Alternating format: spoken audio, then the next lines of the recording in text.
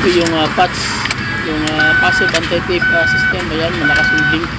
So ibig sabihin may problema yung kanyang immobilizer, hindi nag-function. Ngayon nabali yung original, kita nyo. Pagkabali ng original, meron to siya ano dito, may maliit siya na chip sa loob.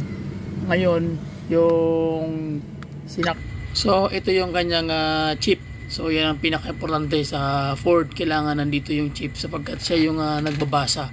Pag wala ito, hindi na siya kikilalanin na susi ng kanyang sariling sasakyan, kaya magkakaroon ng parts issue. Okay, start nating makina, try natin. Yun, mandar din. Pagpalang araw guys, so another basic pointers pa rin tayo na tutorial. Maiksing video lang guys, small tip lang para makuha nyo yung sistema ng mga problema ng sakit ng Ford, especially sa Ford Focus. So makikita nyo ngayon dito sa harapan ko, na-open na talaga yan. So dinala dito, hinila na to, hindi na umandar. And then ang problema is kaya na mag-start. So nagkakaroon ng problema sa kanyang electrical system. Wala nang dumadaloy na ground mula sa ECM papunta doon sa ano niya, sa mechanism ng kanyang tawag yan, starter. Okay, so check ko na yan, check ko na yung ano guys, meron akong full video niyan. So ito ituturo ko sa inyo yung paano kung wala kayong scanner, paano niyo malalaman yung tawag niyan, yung blink. Ang magitan ng blink mabibilang nyo yung tawag niyan kung ilang number of blinking, malaman niyo yung code kung paano niya babasahin. Okay, so tara, start, simulan natin guys. Okay, so nandito ko ngayon sa sasakyan guys, wala akong dalang scanner, gabi na. So kita niyo naman talagang tinadad ko na ng ano yan, test yan. Ngayon pa bakit ituturo ko sa inyo yung basic pointers paano malalaman yung kanyang code na wala kang scanner na gamit. So ito yung hinila na to dito guys, ako na to hinila na to. So makikita mo agad dito na ito yung original niya, putol. So ngayon sinalpak ka ng bagong susi. So problema pag salpak kayo na mandar kasi nga hindi sa kanya yan. Ayan. So ngayon i-start natin. Basic pointers pa rin, kung mag-start kayo makikita nito nag-blink. Yan. So pag inon mo yan, ang mangyayari niya sa kulay red na yan, mag-blink, lalakas yung blinking yan. Tingnan nyo, pag maglakas yung blinking, ibig sabihin aantayin natin yung ilang minutes niya bago siya mawala. Pag nawala na siya, and then yun na ang start ng reading. Okay, so start natin ngayon. On, kita mo mag-on siya. Yan. So blink lang ng blink yan guys hanggang matapos yan. So ang gagawin mo yan is aantayin mo na mawala yan. Okay, so pag wala niyan, magbibilang ka na ngayon. Medyo may katagalan nga lang. So doon mo malalaman na ibig sabihin ang tawag niyan is security lock yan ng Ford, late mga 1996 to until now. So yung Ford may tinatawag na PATS o passive anti-thief system. Okay, so ito yung mga security lock ng Ford. So habang nagre-reading siya, so antayin natin. Antayin nyo talaga yan guys kung paano yan mawawala. Pag once nawala na yan, blink nya, dyan ka na mag-start mag-counting. Okay, so basic lang to guys, at least makuha nyo lang yung format. Meron akong full video nito kung paano ko siya tinira, gumamit ako ng scanner, pero ito manumado ito, nawala na. So bilang na tayo, 1, so ayan, start, 1, 2, 3, 3. So start ulit, 1, 1, 2, 3. Okay, so start ulit, 1, 1, 2, 3. So ibig sabihin ano siya, 1:3. So yun ang counting niya. So dun yung malalaman ngayon ano yung code. So i-research mo ngayon guys, makikita nyo sa video na to. Ipopost ko yung yung code niyan. So 1:3, ano yan siya. Ito yung tawag na PATS, Immobilizer Fault Codes, o ito yung passive anti-theft system na nilalagay ni Ford. So ibig sabihin guys, meron siyang automatic na hindi aandar yung engine sapagkat dahil merong security lock na nilagay dito ang system ng Ford, especially sa kanyang ECM. So ano mangyayari? So mangyayari yan guys, so once na magkaroon ng PATS ang yung sasakyan, So magkakaroon ka ng disabled yung engine mo. Ibig sabihin yung engine mo is hindi na siya mag-i-start. So ibig sabihin nagkakaroon na siya ng problema sa loob na ng ECM. So si ECM na mismo ang magbibigay ng shut off ng engine, and then yung susi mo guys is maglalak yan, hindi mo na yan ma-turn to start position. So ibig sabihin nagkaroon siya ng lock, mag-automatic niyan dahil sa kanyang immobilizer anti-theft system. Okay? So ang tanong, bakit merong anti-theft system? So ibig sabihin, once na namali ka ng salpak ng susi, although same sila ng susi, pero yung chip, yung transponder hindi nababasa ni ECM, so automatic yun, isip ni ECM, ninanakaw mo na yung unit, kaya automatic mag-disabled yung engine. So walang andar o start na mangyayari, kahit engine crank wala rin, tsaka start. So yun po yung ibig sabihin ng issue na 1:3 na code. Okay po. So balik tayo ngayon guys sa actual sa susi mismo kung bakit nagkakaroon ng ganong code. So ano naman ang remedy? So basic pointers pa rin. So tara, check natin yung susi. Let's go. I-off ko na siya. Yung susi, ito yung original.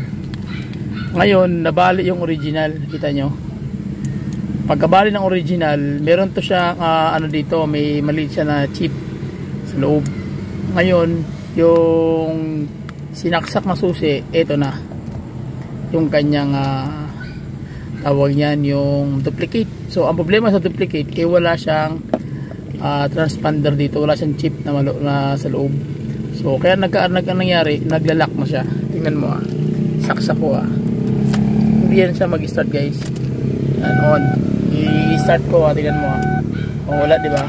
Ngayon pag on mo ulit, mag-lock na, ayaw na mag-start. So ibig sabihin nag-lock na siya.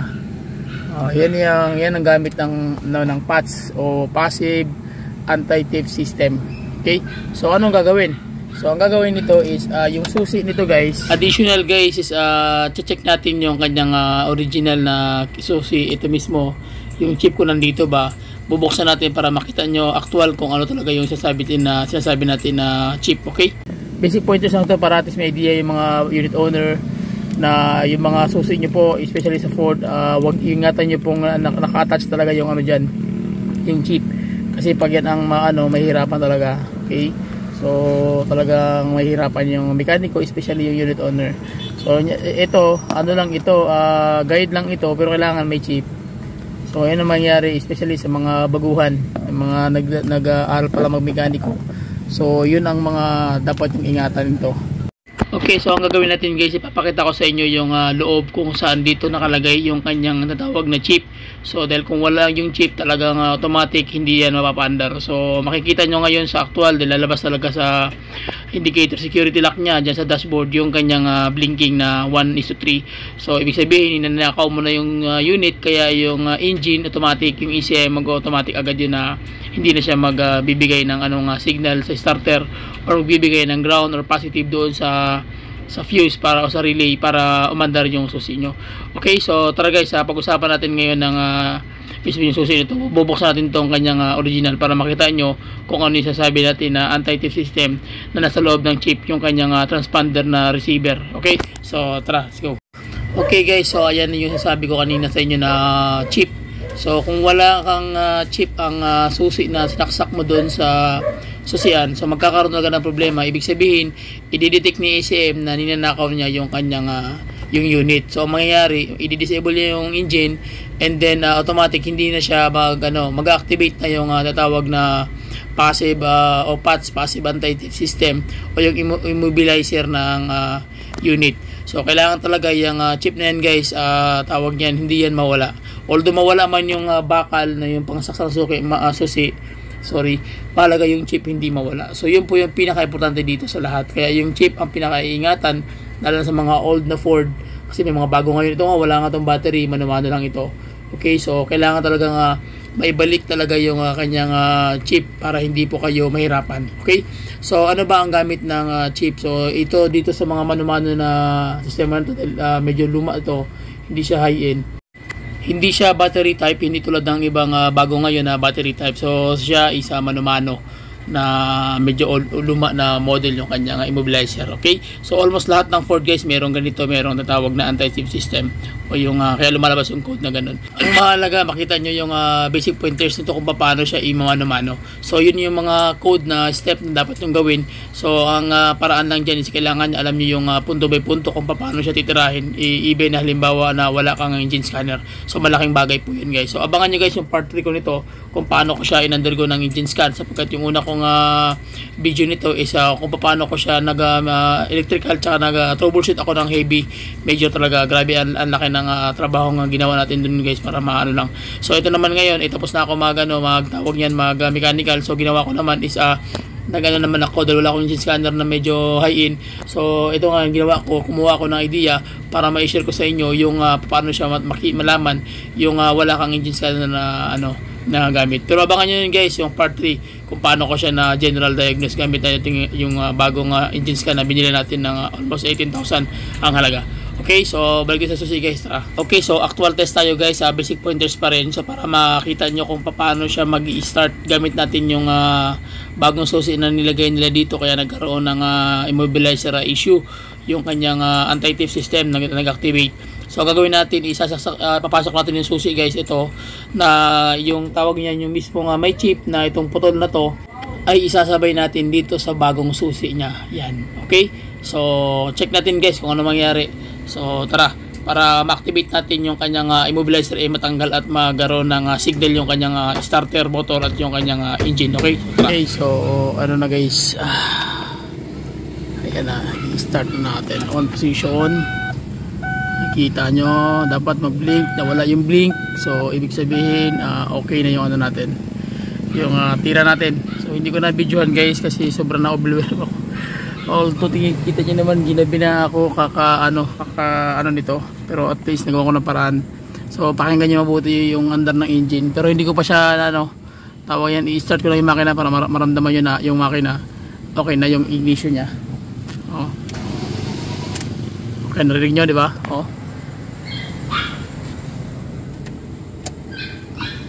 Yan. So ibig sabihin kahit paano meron na siyang tao doon sa loob. Tapos nga ito yung susi niya, kaya hindi siya mag-start. Yun ang problema niya. Okay, so at least meron kayo kahit simpleng basic pointers tutorial guys kung paano siya ma-address o paano nyo malalaman kung mga ganitong sistema sa mga pads. Okay, abangan nyo guys yung part 3 ko kung paano ko siya in-engine scan, tsaka ano yung gamit yung scanner ng una at yung pangalawang scanner kung paano siya nare-reading ng maayos. Full tutorial din yun guys para makuha nyo talaga yung basic pointers kung paano yung mapapandar yung ganitong mga issue. Okay, so pakita ko lang sa inyo guys kung paano ko pinandar yung unit after this. Kung okay na ba yung tira natin. Okay, ako natin susi.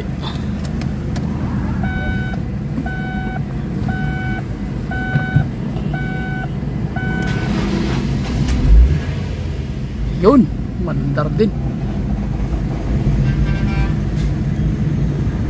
Mandar pero ano pa siya, pusak-pusyak. Start ulit natin.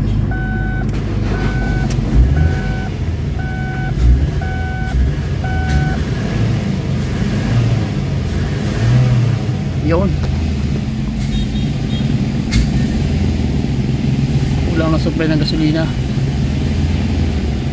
I-warm up muna natin guys para so marami pa mga problema to. Brad, videoan mo nga yan Brad, makina Brad, ipapalaw ko na rin. Ha? Video naka-on na rin.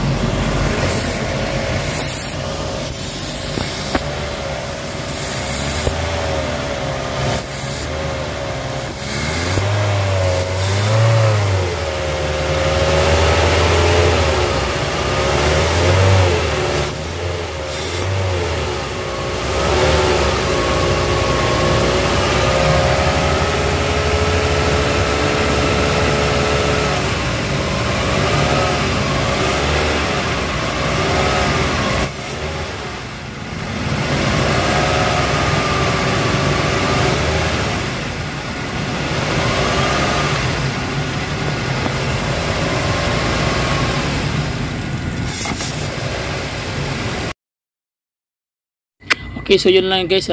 Shoutout sa inyo lahat, sa lahat ng mga kapwa mekaniko, sa lahat ng bitang mekaniko, sa lahat ng mga unit owner. At please share my video and then comment down below guys, and I will reply anywhere, anytime. So please subscribe to my YouTube channel. Bye bye and God bless. See you. Okay.